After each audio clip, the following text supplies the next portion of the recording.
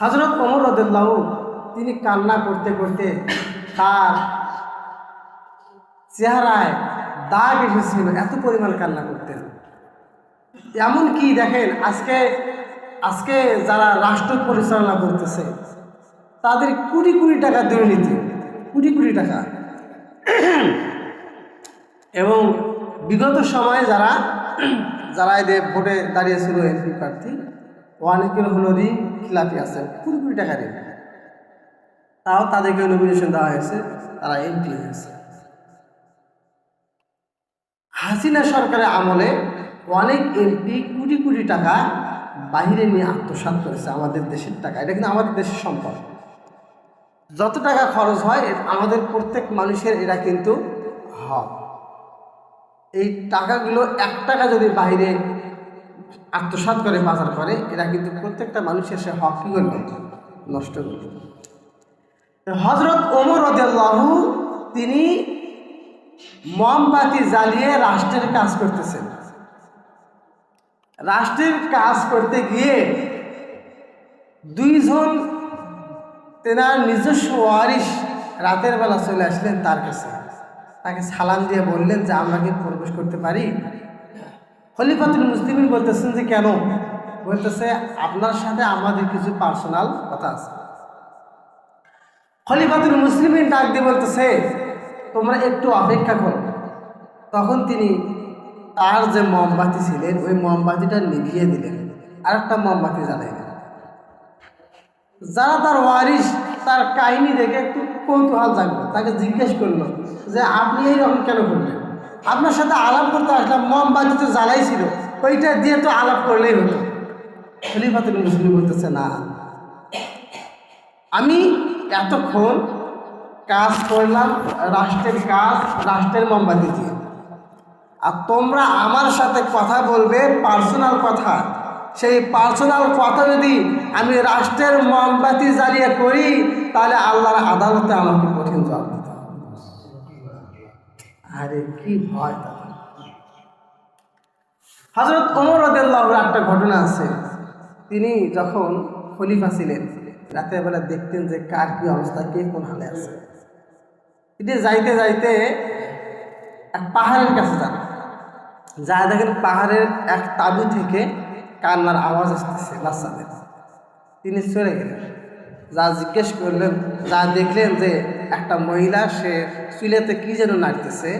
আর হযরত ওমর রাদিয়াল্লাহু মহিলাকে জিজ্ঞেস করলেন যে তুমি এত পাষাণ মহিলা, এত রাত হয়ে গেছে, বাচ্চাগুলো ক্ষুধা জ্বালায় কান্না করতেছে, তুমি তো সন্ধ্যার আগে কিছু পাক করে বাচ্চাদের দিলেই তো বাচ্চারা খাইতো, তুমি বাচ্চাদের না দিয়ে বাচ্চারা কান্নাকাটি করতেছে, তুমি খাই লাগতেছো। মহিলা চোখের পানি ছেড়ে কান্না করতেছে, ভাই আমরা আসছি বাইরে দেশ থেকে খলিফা ওমরের কাছে কিছু নেওয়ার জন্য, কিন্তু এত পরিমাণ ভিড়, আমরা সিরিয়াল পাই নাই, 3 দিন থেকে আসি। না, বাচ্চাগুলো ক্ষুধার জ্বালায় কান্নাকাটি করতেছে, খাবারের কোনো ব্যবস্থা নেই, এমনিতে নাড়তেছি, বাচ্চাদের সান্ত্বনা দিতেছি। খলিফা ওমরের কি মাথা ঠিক আছে? মাথা ঠিক আছে? মহিলা তো চেনে না যে ইনি খলিফা ওমর। খলিফাতুল মুসলিমিন হযরতে ওমর রাদিয়াল্লাহু চলে গেলেন দৌড় দিয়ে বাইতুল মালের কাছে। বাইতুল মালের যে দায়িত্বশীল ছিল আসলামকে ডাক দেওয়া, আসলাম তুমি সবজি খাবার বস্তার ভিতরে ভরাও। আসলাম খাবার ভরাইলেন। খলিফা আসলামকে ডাক দিয়ে বললেন, আসলাম রে, আটার বস্তা আমার পিঠে দিয়ে দাও। আসলাম ডাক দিয়ে বলে, ও খলিফা, আপনি তো হলেন এই রাষ্ট্রের খলিফা, আপনি আটার বস্তা নিয়ে যাবেন কেমন হয়?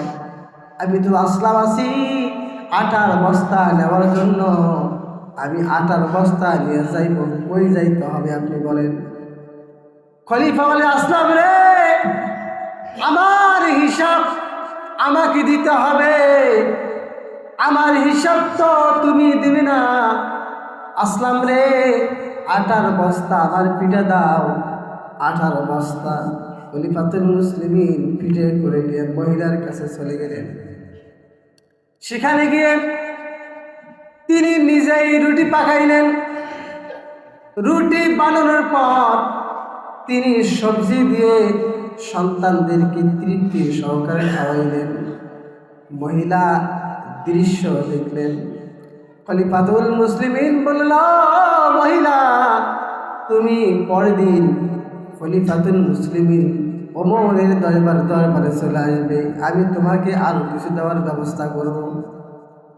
মহিলা ডাক দেওয়ালে, ভাই এই রাষ্ট্রের খলিফা ওমর না হয়ে আপনি যদি হইতেন তাহলে মানুষের কতই না ভালো হতো। খলিফাতুল মুসলিমিন চলে গেলেন। পরের দিন মহিলা রাষ্ট্রে গিয়ে দেখে যে রাষ্ট্রে খলিফা বসার কথা, ওই রাষ্ট্রে পরের দিন যে যুবক মহিলার বাড়িতে গিয়েছিল, ওই যুবক খলিফা রাজমহলে বসে আছে। মহিলা ভয় পেয়ে গেলেন, আমি কারে কি বললাম?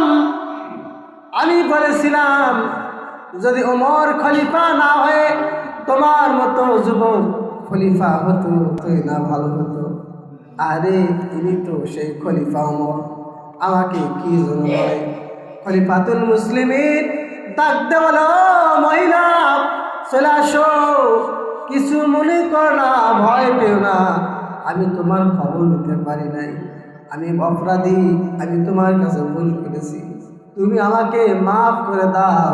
তুমি যদি আমাকে মাফ করে না দাও তাহলে কিয়ামতের দিন আল্লাহর কাঠগড়ায় আমি ওমরকে কঠিন জবাব দিতে হবে।